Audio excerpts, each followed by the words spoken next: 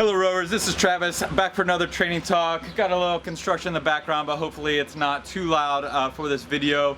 The topic I'm going to be talking today is kind of a follow-up, a loose follow-up to the last video I put out about the value of your resting heart rate and how to measure your resting heart rate and what it can tell you kind of about the status of your health and what your immune system is up to. But this video, we're going to kind of take that and we're going to talk a little bit more about heart rate. And we're going to talk specifically about what heart rate in combination with your power output and your rate of perceived effort can tell you when you get into a training session on any given day. And I call this kind of like a 3-point check, and I use this on a regular basis just to make sure that I'm good to go with the plan for that day, or if there's something that's a little bit off, whether it's a good thing or whether it's a bad thing, that I can tell whether I can embrace that, accept that, or kind of make a change to my training based on what is happening. All right, and so I am a rower, and a lot of these videos are focused on rowers, though this is definitely something that goes well beyond rowing. Though when I'm talking about speed in this video, I'm going to talk about rowing speed a lot, and so keep that in mind as you're kind of listening. But so you got heart rate, effort, and your power output.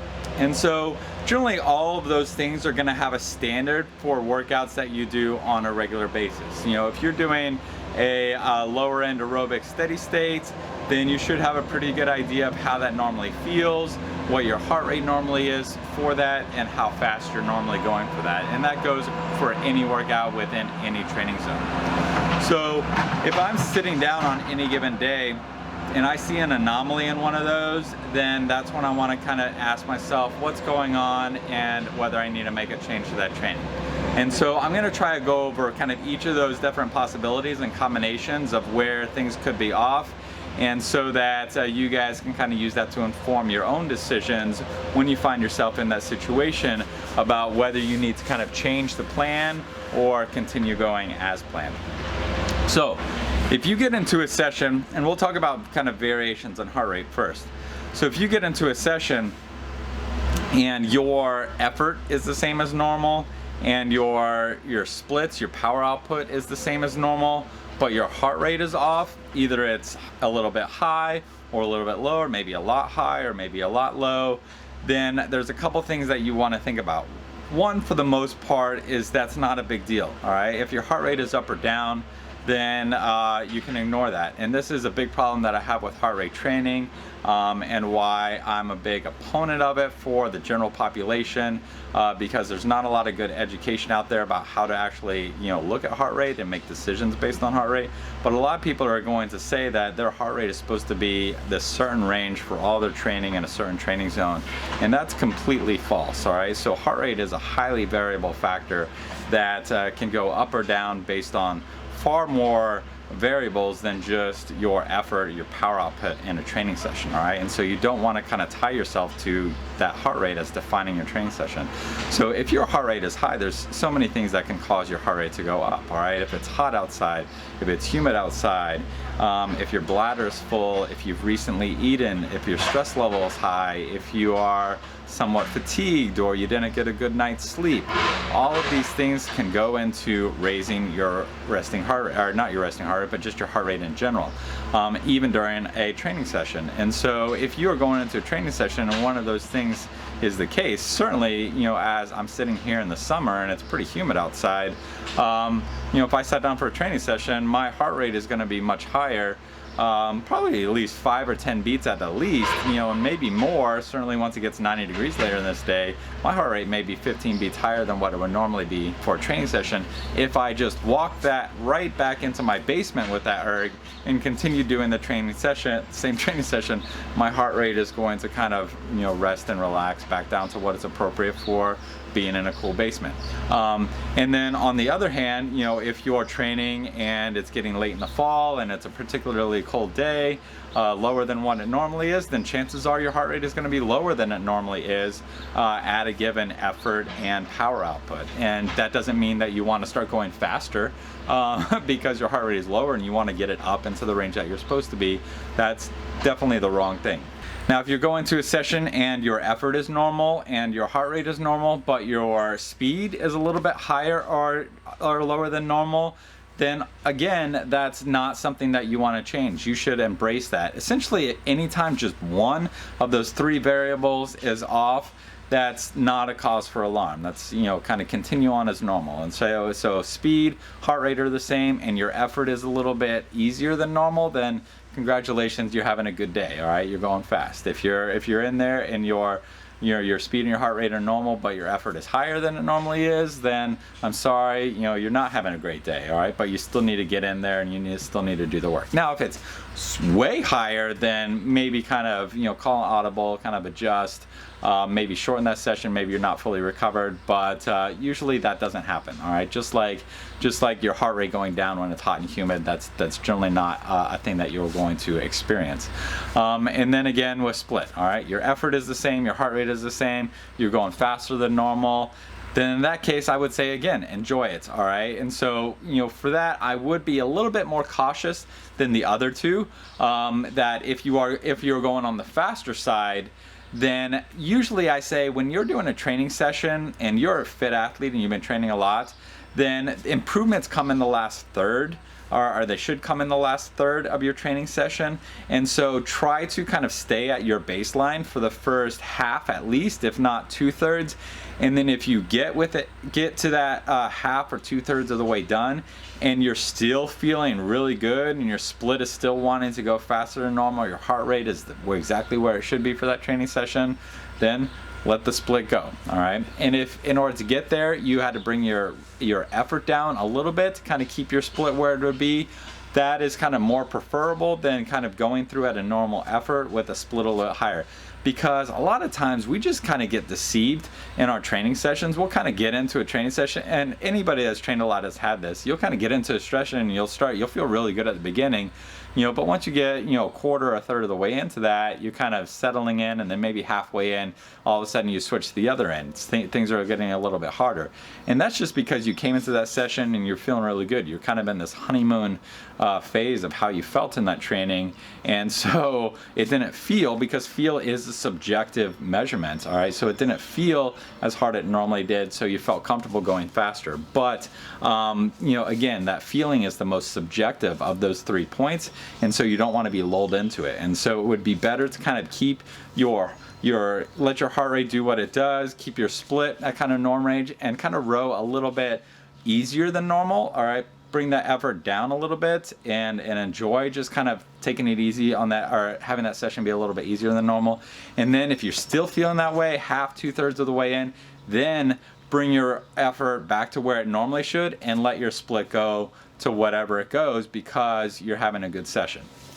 All right, so those are if one thing is off. All right, and then on the other side of that, if you're going and your effort is a little bit higher than normal, and your split is the same as normal, then maybe just kind of bring that effort down to where it normally is, again, for that first half, 2/3 of that training session, and then allow the split to be a little bit slower than what you normally do, because honestly, you know, we got to embrace the fact that every time you sit on an erg, you're not going to be the same speed or faster than what your baseline is. All right, your baseline is the slope of a curve, all right, and your workouts are a scatter plot on that curve. All right, and so, you know, you don't want to kind of take those days where you're on the bottom end of that scatter plot and just push harder on those days to try to bring that point back in line with your slope of your baseline.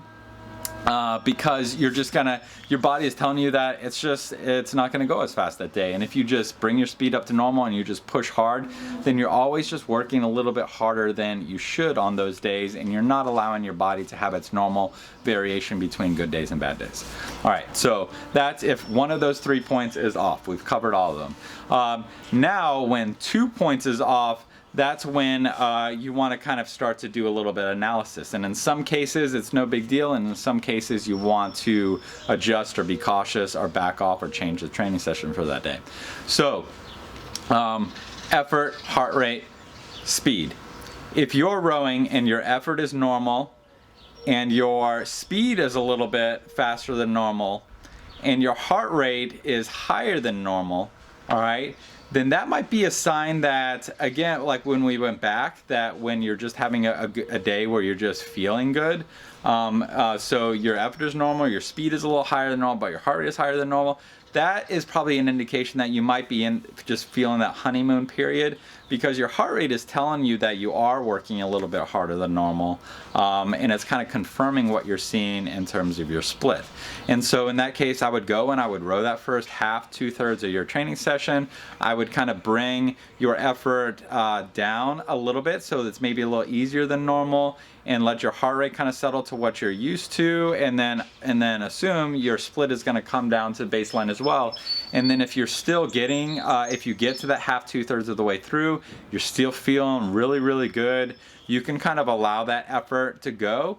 And I wouldn't even worry about what the heart rate does. So one of two things is going to happen. Your heart rate is going to stay at normal and your split's going to go faster, all right, because you've had a positive adaptation and you're going faster than normal.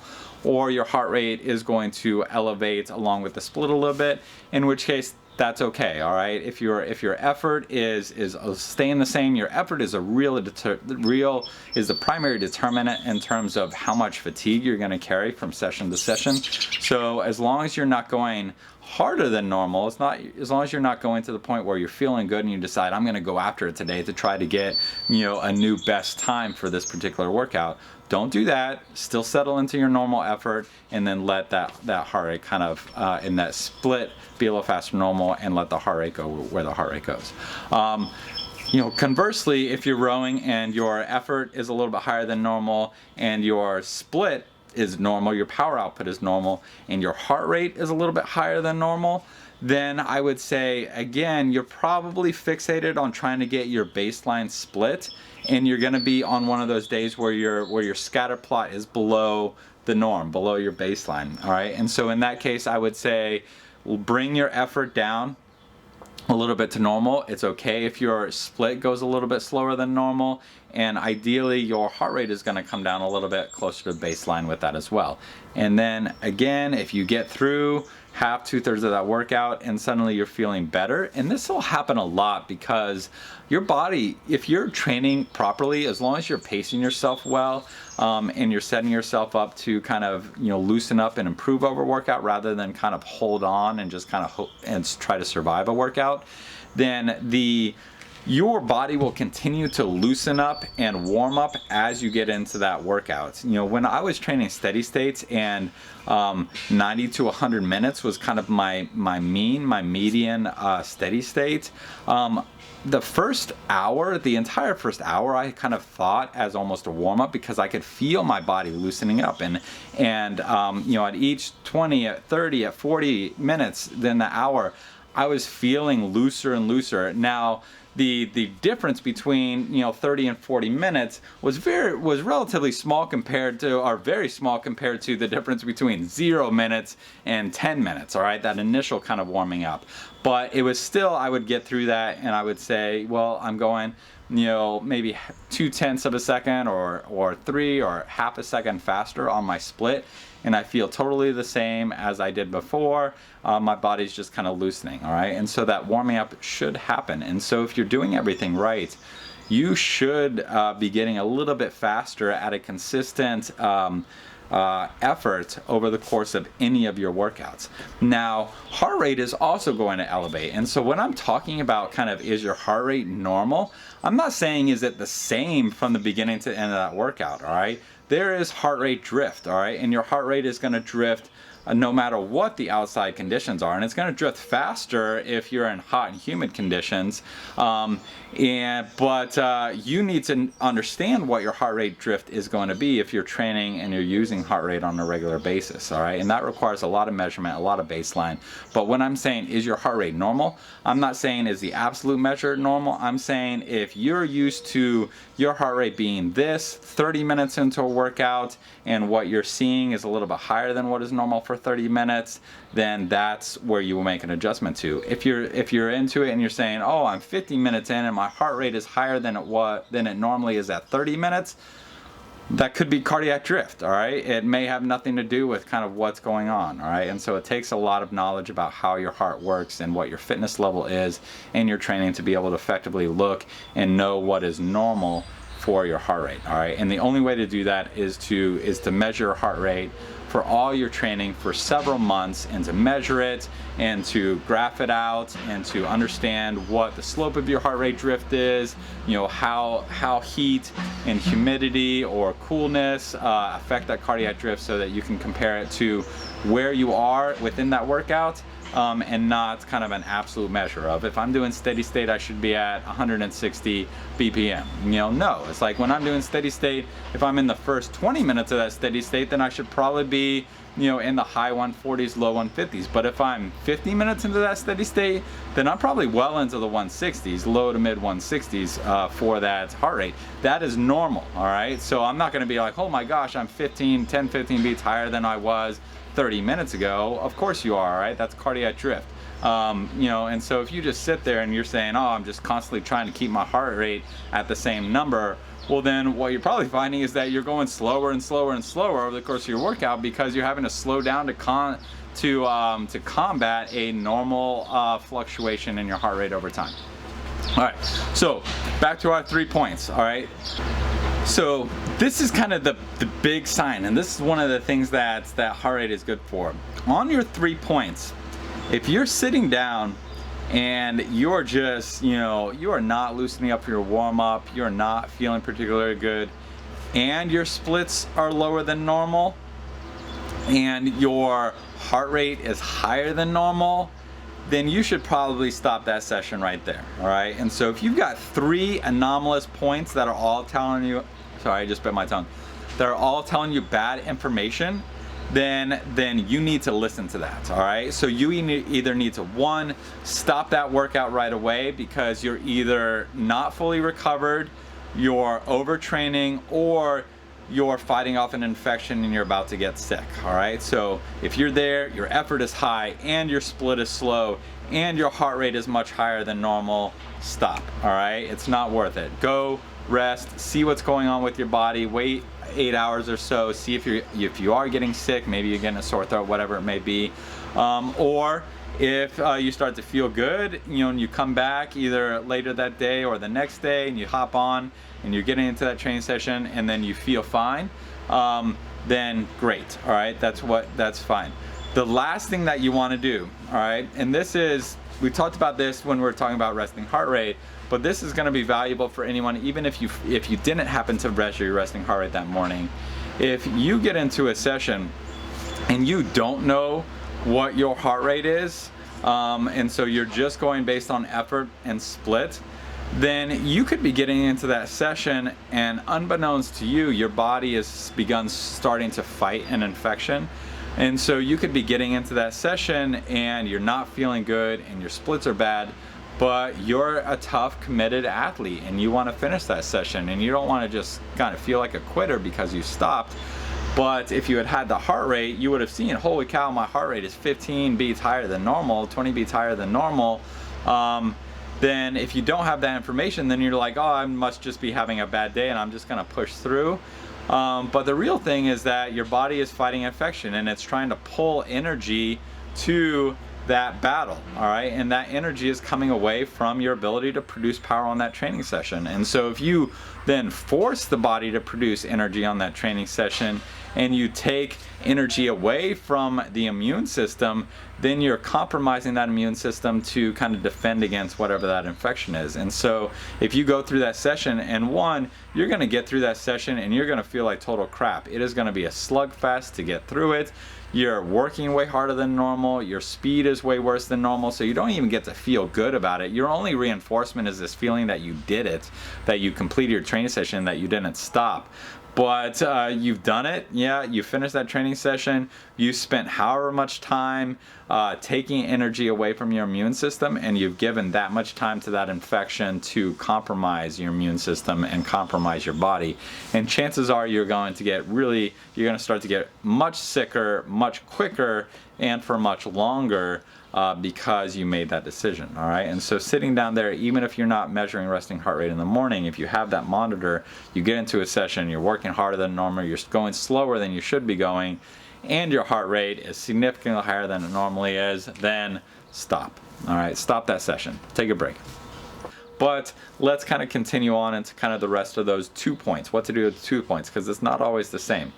So if you're getting into that training session and your effort is higher than normal, but your split is slower than normal and your heart rate is normal, then that could also be an indicator that something is a little bit wrong. So that might not be that you're getting sick, but that might be that you're not fully recovered from the previous session. All right, and so you want to kind of play that ear by ear, and I would say either say kind of call an audible on that day. Certainly if you had an anaerobic session planned to that day, then it might be wise to kind of change that plan and do something a little bit easier.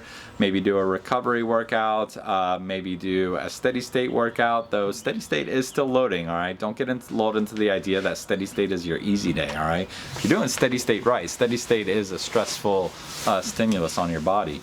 But anyway, decide whether you want to push through that session, take it easy on that session, or even don't be afraid to stop and take the day off. All right, people are so obsessed with this idea of stopping as quitting. All right, and certainly you need to be honest with yourself. Are you quitting a workout because it's hard and you don't want to be there? Or are you stopping a workout, walking away from a workout because the data has told you that you probably shouldn't be continuing on with the plan for that day, or maybe you need a little bit of rest? All right, that comes from maturity. And even for me, having rode now for 20 years, and having coached for now 15 or 16 of those years, it's hard for me to kind of make that decision and feel at peace with myself of changing that plan. All right, not nearly as much as it was in the past. I'm far more comfortable now, but still it's hard to say, oh well, the data is telling me I should stop. And it's easier to do that on steady state. It's easier to be steady state and be like, oh, well, my data is saying that maybe I should do a recovery day instead. But if you're there and you're doing an interval session and you're like, well, should I just skip the interval session or do it for a different day? And it's hard to say, well, am I doing this because I just don't want to feel the pain, or am I doing this because that's what the data is telling me? All right, it's a hard decision. That's when it's sometimes good to be on a team and have a coach help you through that decision. But as you mature as an athlete, you need to get to that point as well. All right, so let's say for the next example, let's kind of maintain consistent heart rate. So your heart rate is doing what it normally should. Your effort is a little bit easier than normal, but your heart rate or your speed is a little bit faster than normal. All right, you could be in a good spot. You could have finally kind of made a good positive training adaptation, and you're seeing it in your training. But again, I would go back to kind of where we were talking about in the beginning of this video, that be cautious. All right, is get out of the honeymoon stage of your training. Easily the honeymoon stage of the first quarter to a third. But in this case, because you got two variables that are on your side instead of just one, things are easier, and you're faster, then maybe you can make kind of a two-part shift. So get out of the honeymoon stage, get a third of the way into that workout, and then let your effort go to where it normally should be for that, and then let your split go wherever it may be. So ideally your split is now faster than normal, because you're much faster than normal because your effort is back to normal.